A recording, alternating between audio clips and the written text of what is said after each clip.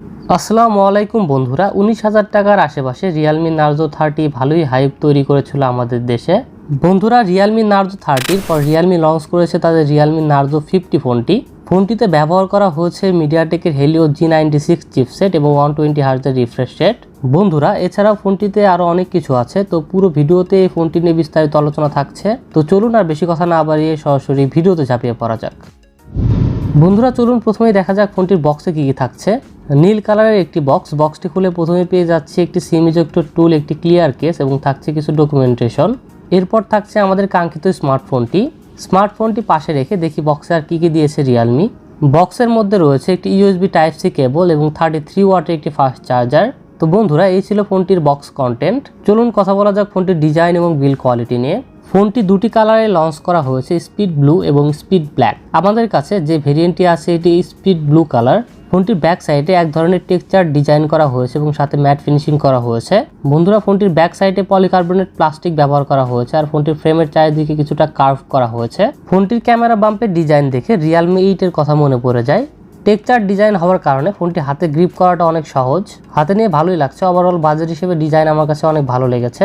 In-hand feel নিয়ে বললে রিয়েলমির phone সবসময় ইনহ্যান্ড ফিলের দিক থেকে এগিয়ে থাকে, এই ফোনটির ক্ষেত্রেও ব্যতিক্রম কিছু হয়নি। ফোনটি ইনহ্যান্ড ফিলের দিক থেকে যথেষ্ট ভালো। Realme Narzo 50 ফোনটির ওয়েট 195 গ্রাম এবং ফোনটির থিকনেস 8.5 মিলিমিটার। ফোনটি ছোট বড় সব হাতেই অনেক সুন্দর মানিয়ে নিতে পারবে। পোর্টস অ্যান্ড বাটনস নিয়ে বললে ফোনটির ডান পাশে রয়েছে পাওয়ার বাটন, বামে রয়েছে ভলিউম রকার এবং সিম কার্ড ট্রে। ফোনটির নিচের দিকে রয়েছে type C charging port, 3.5mm headphone jack, primary microphone এবং স্পিকার গ্রিল।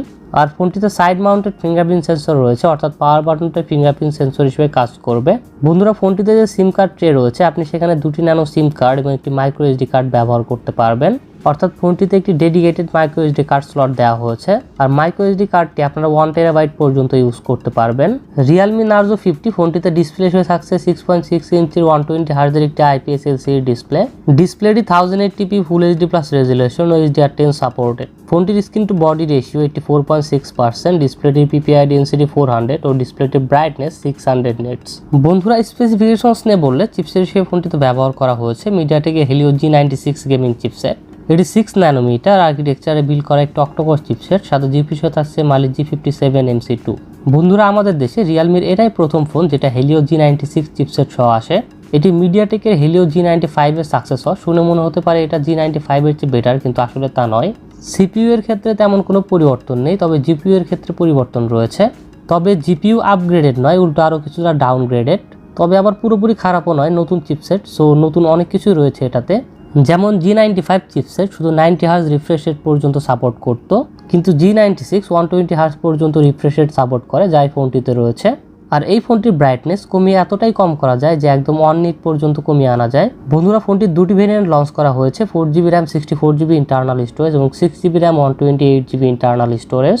আর ফোনটিতে LPDDR4X RAM ব্যবহার করা হয়েছে এবং স্টোরেজ টাইপ দেওয়া হয়েছে UFS 2.1। তো মোটামুটি অনেক ভালো পারফরমেন্স পাওয়া যায় ফোনটি থেকে, এটা নিয়ে কোনো সন্দেহ নেই। আর ফোনটিতে 2GB পর্যন্ত ভার্চুয়াল র্যাম আপগ্রেড করার সুবিধাও রয়েছে। Realme Narzo 50 ফোনটিতে রয়েছে ট্রিপল ক্যামেরা সেটআপ, 50 মেগাপিক্সেলের মেইন ক্যামেরা যার অ্যাপারচার f1.8। এছাড়াও ফোনটিতে রয়েছে 2 মেগাপিক্সেলের ম্যাক্রো এবং 2 মেগাপিক্সেলের একটি ডেপথ সেন্সর।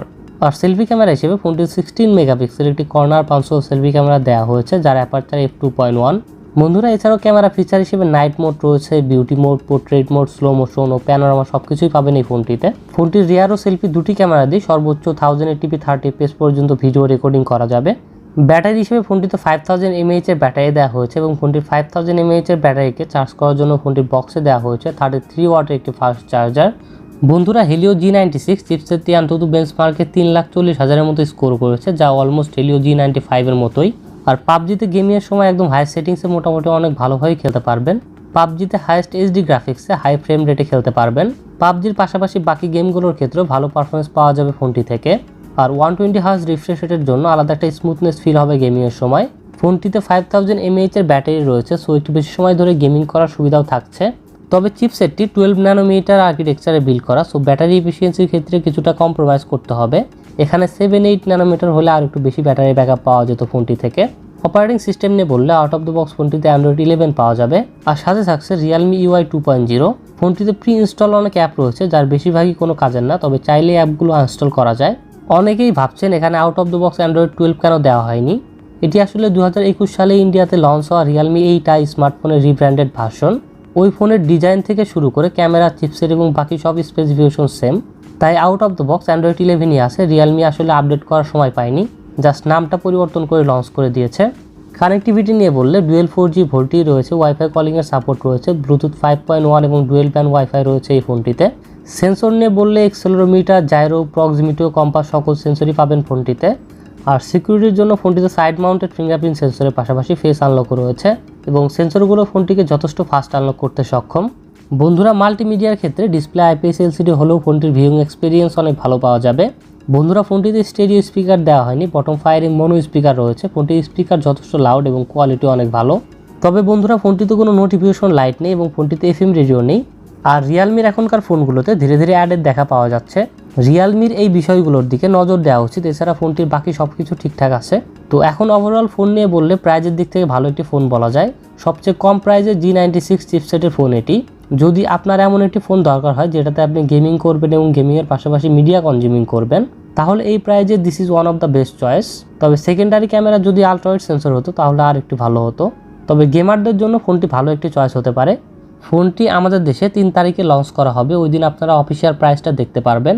এই ভিডিওটির ডেসক্রিপশন বক্সেও আপডেট প্রাইস দেওয়া থাকবে।